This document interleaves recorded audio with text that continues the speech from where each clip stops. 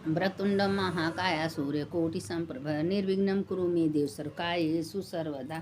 मंगलम भगवान विष्णु मंगलम गरुड़ध्वजा मंगलम पुंडरीकाक्ष मंगलाय तनो हरि। देखिए, कल एकादशी है, कल पुत्रदा एकादशी है। अगर जिसके जीवन में पुत्र का सुख नहीं है तो वो अगर पुत्रदा एकादशी व्रत करता है तो उसके भगवान सुख देते हैं। ये पुत्रदा एकादशी व्यर्थ नहीं, जीवन में भाई हर चीज़ को सबको ज़रूरत होती है, लेकिन एकादशी का जो व्रत रहते हैं उसके जीवन में तो ये जन्म में नहीं तो अगले जन्म में अपने जन्म कर्म को बना लेते हैं। लेकिन इसीलिए कहते हैं ना कि अपने लिए एकादशी है, जैसे अपने खाता में मरने के बाद भी एकादशी का पुण्य आपको मिलेगा, और कोई व्रत करेंगे इसी जगह ख़त्म हो जाएगा, लेकिन एक एकादशी है कि वो आपके साथ जाएगा। तो वैसे तो 26 एकादशी का हर एकादशी में सुनना चाहिए, नहीं सुनना है तो नाम ले लीजिए। और देखिए, चावल साबूदाना ये सब नहीं खाना चाहिए। और हमेशा न कुछ हो विष्णु सहस्त्र नाम तो राम रामेति रामेति रमे रामे मनोरमे सहस्त्र नाम तत्तुल्यम राम नाम भराने। ये मंत्र बहुत उत्तम है, ये मंत्र हमेशा बोलना चाहिए, 21 बार 11 बार 51 बार 100 बार जितना हो सके बोलना चाहिए कल। तो अपुत्रदा एकादशी के दिन तो एकदम साधारण से रहना चाहिए, ये अपना आराम से, ताकि कोई गड़बड़ ना हो। जो एकादशी का हम व्रत भी कर रहे हैं उसका पुण्य भी मिले। तो अब देखिए, नाम पहले सुन लीजिए। मंगलम मंगलम भगवान विष्णु मंगलम गरुड़ध्वजा मंगलम पुंडरीकाक्ष मंगलाय तनो हरि। अच्युतम केशवम राम नारायणम कृष्ण दामोदरम वासुदेवम हरि। श्रीधरम माधवम गोपिका वल्लभम जानकी नायकम रामचंद्रम भजेह। अब देखिए, सब एकादशी का नाम।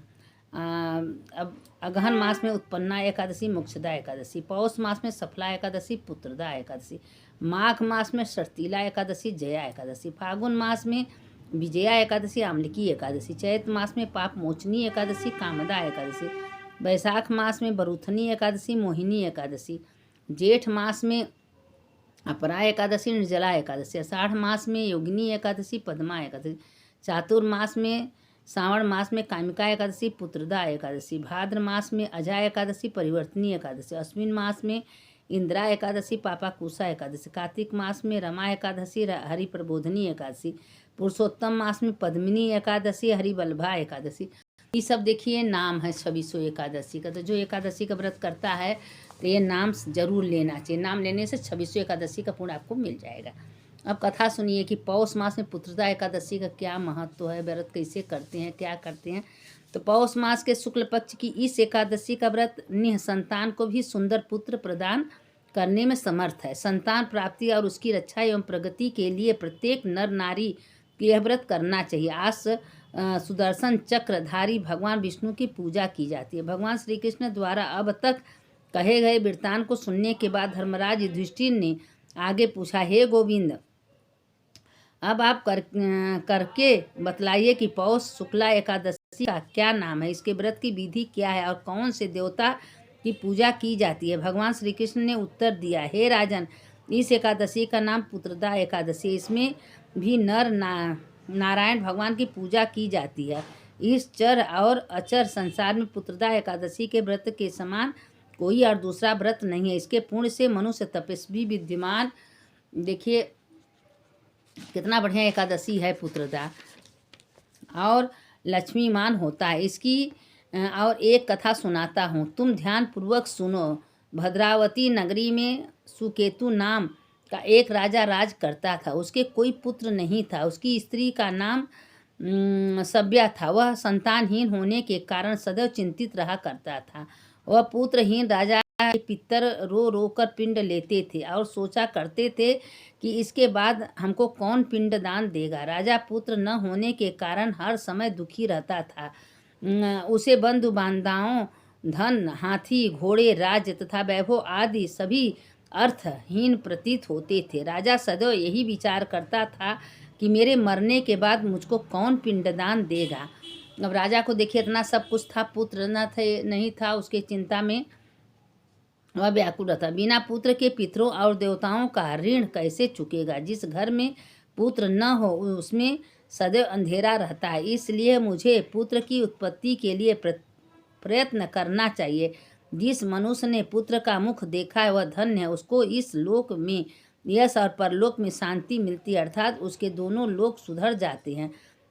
पूर्व जन्म में कर्म से ही इस जन्म में पुत्र धन आदि प्राप्ति होते हैं। राजा इसी प्रकार रात दिन सोचा करता और चिंतित रहता था। राजा ने अपने शरीर को त्याग देने का विचार भी किया, परंतु आत्मघात को महान पाप समझकर उसने ऐसा नहीं किया। एक दिन राजा अपने घोड़े पर चढ़कर वन को चल दिया और पक्षियों व वृक्षों को देखने लगा। उसने देखा कि देखिए, वन में गए पूछने के लिए कि देखिए इसका समाधान क्या मिलता है। तो वन में मृग, व्याध, सुअर, सिंह, बंदर आदि अपने बच्चों के साथ भ्रमण कर रहे हैं। हाथी अपने बच्चों और हथनियों के साथ घूम रहे हैं। वन में कहीं गीदड़ अपने कर्कश स्वर में बोल रहे हैं, कहीं उल्लू चीख रहे हैं। वन में इन दृश्यों को देखकर राजा को अपने पुत्रहीन होने का दुखी और अधिक पीड़ा देने लगा। इसी उदासी और सोच विचार में दोपहर हो गई। वह विचारने लगा कि मैंने कई यज्ञ किए, ब्राह्मणों को सुंदर भोजन तथा दान देकर तृप्त किया, फिर भी यह दुख मुझे क्यों प्राप्त हुआ है। प्यास के मारे अत्यंत दुखी राजा पानी की तलाश में इधर उधर फिरने लगा।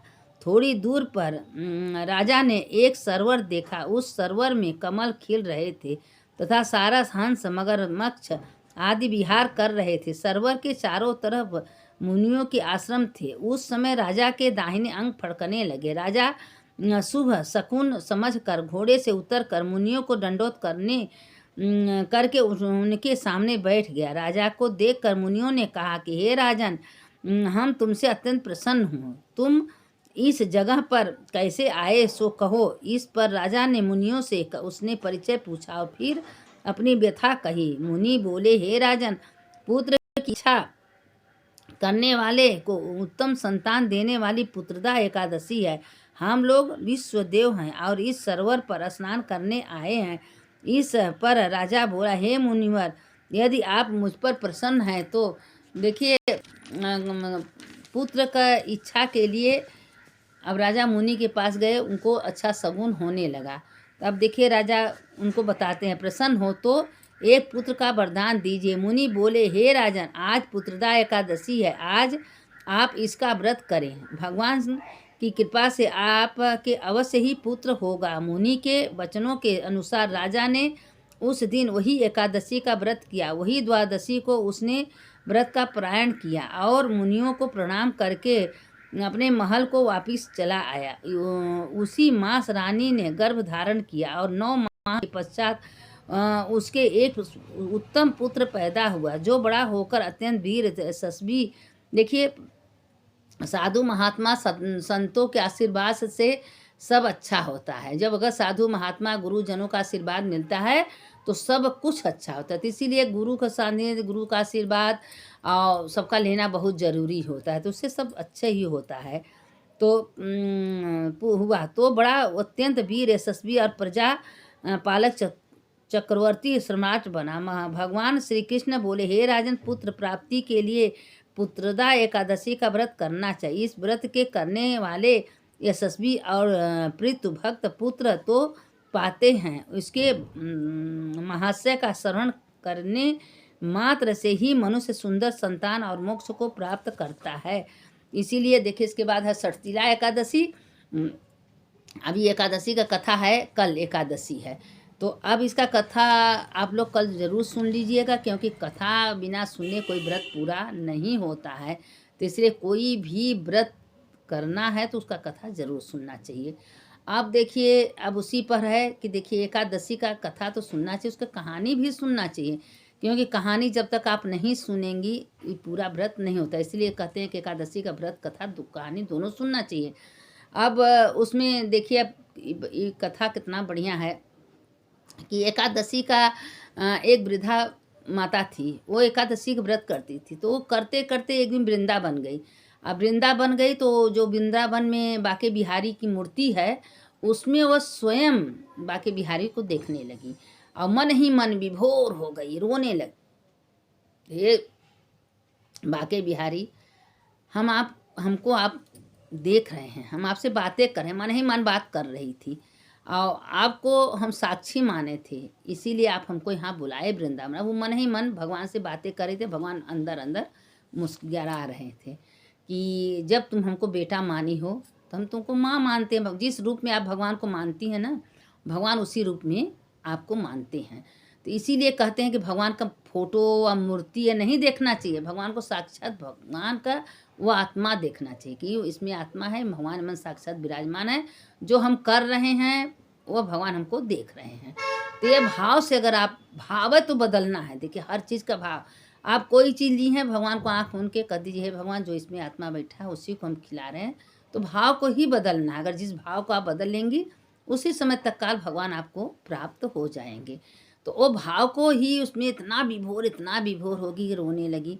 तो एक दिन यमुना के किनारे गई, यमुना किनारे बैठ के उस दिन था एकादशी, तो अपना बैठ के भगवान का खूब मनन चिंतन कर रही थी कि मेरे बाके बिहारी, मेरे द्वारकाधीश, मेरे जगन्नाथ जी, मेरे बद्रीनाथ, उनके अनेकों नाम हैं, कैसे हैं कैसे, एक ही रूप तो है बालाजी, सबका नाम एक ही है, एक ही रूप है।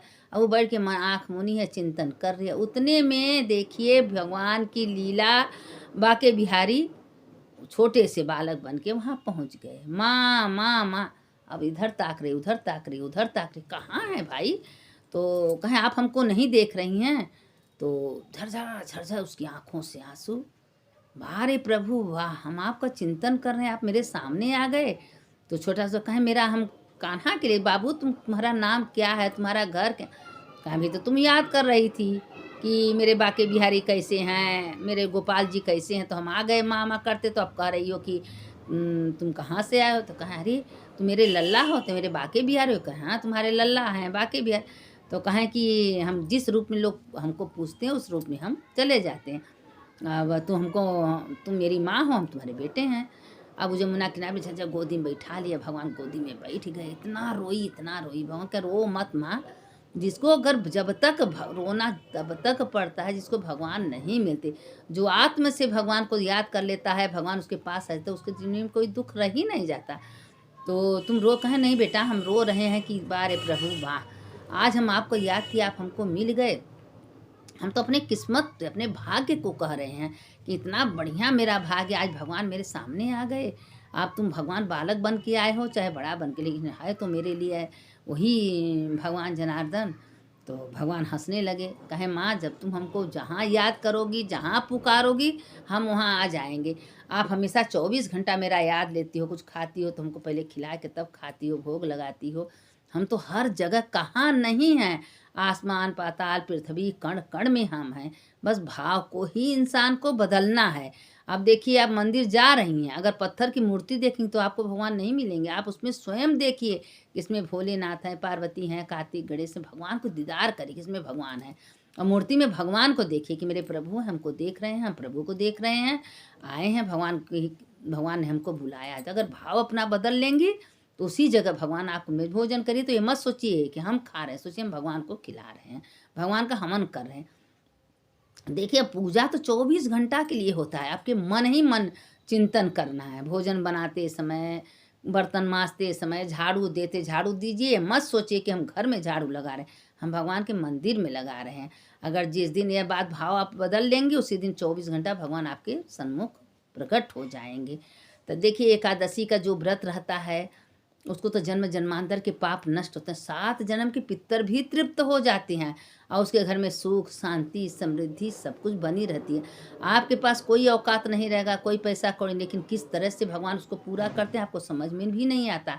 यह भगवान साक्षात प्रकट नहीं होते हैं, भगवान किस रूप में आ जाते हैं यह ध्यान देना चाहिए कि बालक बन के कि सयान बन के वृद्धा किस भर में रूप में आपका साथ देंगे।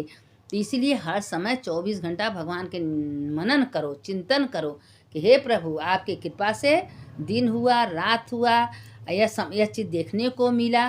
भगवान मेरे निकट हैं, भगवान मेरे अंदर हैं, मैं भगवान मेरे अंग संग में हैं। हमेशा कहो मैं आत्मा हूँ, मैं प्रभु, मैं भगवान स्वयं, भगवान सबका दीदार देखिए, सब में वही भगवान वही आत्मा। क्योंकि आत्मा अजर अमर है, शरीर मरता है, आत्मा शरीर तो सबका जाने वाला है।